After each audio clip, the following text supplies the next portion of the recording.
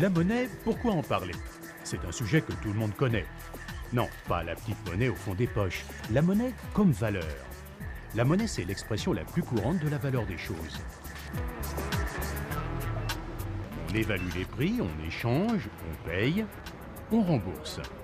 Euros et centimes, on vit avec la monnaie tous les jours sans y penser. T'as pas de monnaie? Mais la monnaie, qu'est-ce que c'est? C'est pour payer. Enfin, c'est un moyen de paiement. Moi, ça sert à compter aussi. Oui, ouais, mais c'est plutôt un moyen de stocker de la valeur. Qu'est-ce qu'il y a derrière ces 10 euros? Derrière ces 10 euros? Tenez, regardez.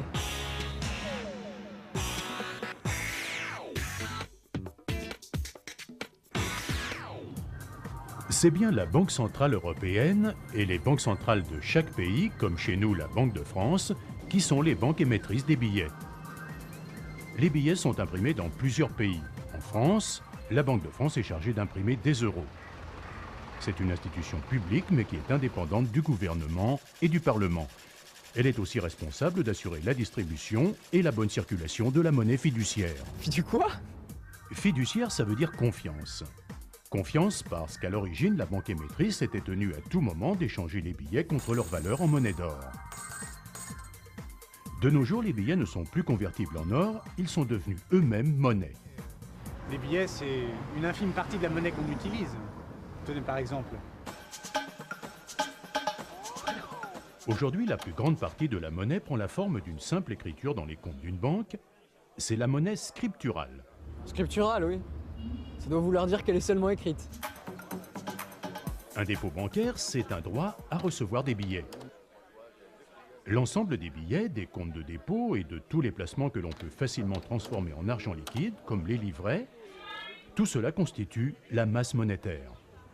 Mais finalement, cette monnaie, d'où elle vient?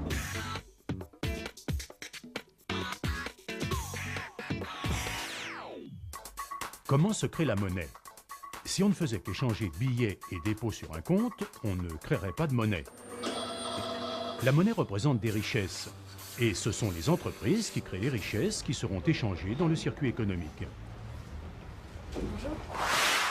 Supposons que vous veniez de créer votre entreprise. Vous allez tout de suite avoir besoin de monnaie. Vous allez avoir besoin de monnaie pour payer vos fournisseurs.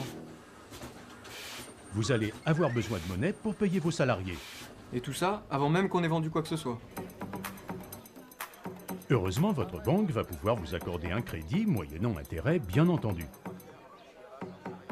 En créditant ainsi votre compte, la banque va augmenter son montant et donc opérer une création de monnaie. Vous avez maintenant les moyens de produire, puis de vendre votre production.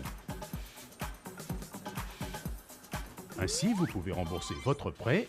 La banque annule alors le crédit accordé et il y a diminution de la quantité de monnaie. Au total, la masse monétaire ne cesse de varier au rythme des créations et des destructions continuelles de monnaie. Alors c'est le crédit qui crée la monnaie. Mais on risque pas de créer trop de monnaie comme ça?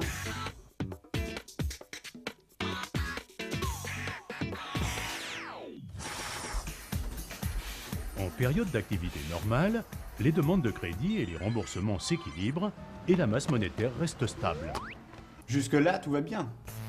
En période de croissance, les demandes de crédit sont supérieures aux remboursements. Il faut que vous assuriez l'activité à venir. Mais celle-ci va permettre de rembourser vos crédits. Il y a donc à la fois croissance de la masse monétaire et de la production. Jusque-là, tout va encore très bien. D'accord. Mais si la croissance de la masse monétaire venait à être plus grande que celle de l'activité économique, alors il y aurait trop de monnaie pour une production économique qui ne suivrait pas. Et alors? Du coup, c'est l'unité monétaire, l'euro, qui perdrait de sa valeur réelle. Vous allez devoir augmenter vos prix pour compenser cette perte de valeur. Les salaires vont augmenter pour compenser la hausse des prix. Votre épargne va perdre de sa valeur. L'inflation, c'est une création de monnaie qui n'est pas compensée par une création de richesse correspondante. Avec une hausse excessive des prix, la monnaie perd de sa valeur réelle. L'inflation ne rend pas plus riche. On augmente la quantité de monnaie sans pour autant créer des richesses réelles. Pour que la vie économique tourne bien, il faut des prix stables. Oui, mais comment faire si chaque banque peut créer autant de monnaie qu'elle veut?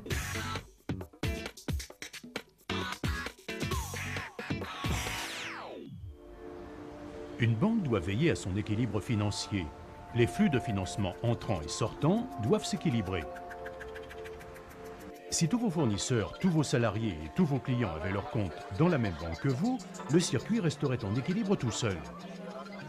Seulement voilà, tous ces gens-là peuvent avoir des comptes dans d'autres banques. Et l'argent créé par votre banquier va se retrouver sur les dépôts de ses concurrents. Oh, je vois vraiment pas notre banque travailler pour les autres quand même, hein. Bien sûr, les banques ont de nombreux clients. Leurs mouvements de fonds ont tendance à s'équilibrer entre eux. Et en plus, il existe un marché où les banques échangent chaque jour entre elles de la monnaie qu'elles s'empruntent les unes aux autres, ce qui tend à rééquilibrer le système bancaire. Ah, eh ben je suis rassuré. Oui, mais ce n'est pas toujours suffisant. Par exemple, il y a les billets que les particuliers demandent à leur banque et que celles-ci ne peuvent se procurer qu'auprès de leur banque centrale, chez nous la Banque de France. Pour cela, chaque banque dispose d'un compte auprès de la Banque de France. Et surtout, ce compte a une autre utilité. Les banques peuvent demander un crédit à la Banque de France, que l'on appelle un refinancement, de la même façon que leurs clients leur en demandent à elles. C'est ainsi qu'elles peuvent équilibrer leur trésorerie quotidienne. En gros, la Banque de France, c'est la banque des banques.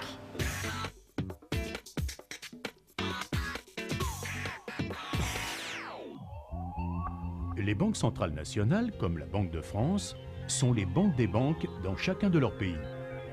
Les prêts qu'elles accordent aux banques permettent au circuit bancaire de rester en équilibre.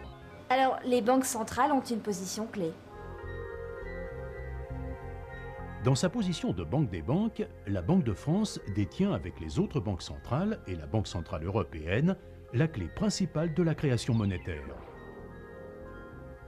Les taux d'intérêt que les banques centrales nationales appliquent dans leurs prêts aux banques commerciales sont appelés les taux directeurs. Ils sont les mêmes dans toute la zone euro et sont une référence pour les taux d'intérêt pratiqués sur le marché interbancaire. Au total, votre banque devra répercuter les taux du marché interbancaire, c'est-à-dire ce que lui coûtent ses sources de financement, sur les taux d'intérêt qu'elle propose à ses clients. Et on a moins envie d'emprunter quand l'argent est trop cher. L'ajustement des taux directeurs permet d'influencer les demandes de crédit et donc la création monétaire.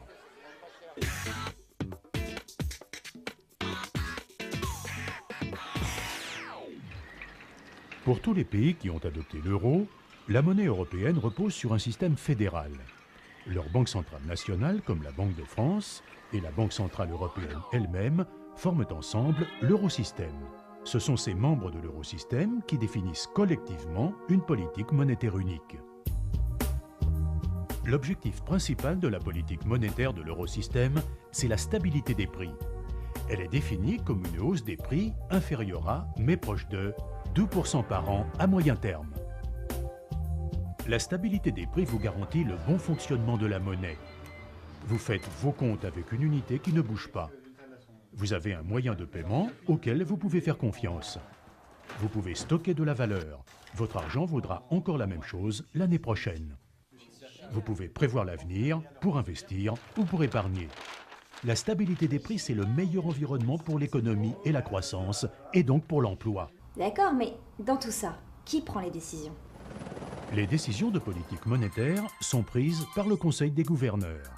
Celui-ci comprend les gouverneurs des banques centrales nationales des pays qui ont adopté l'euro et les membres du directoire de la BCE.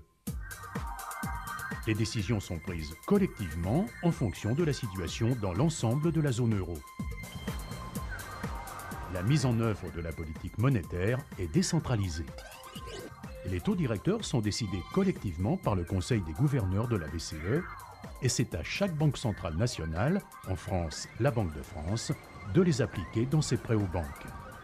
Mais si un nouveau pays veut adopter l'euro? L'eurosystème est ouvert aux nouveaux membres qui remplissent les conditions fixées pour rentrer dans la zone euro. À terme, nous allons sans doute vers une vingtaine de pays qui partageront la même monnaie.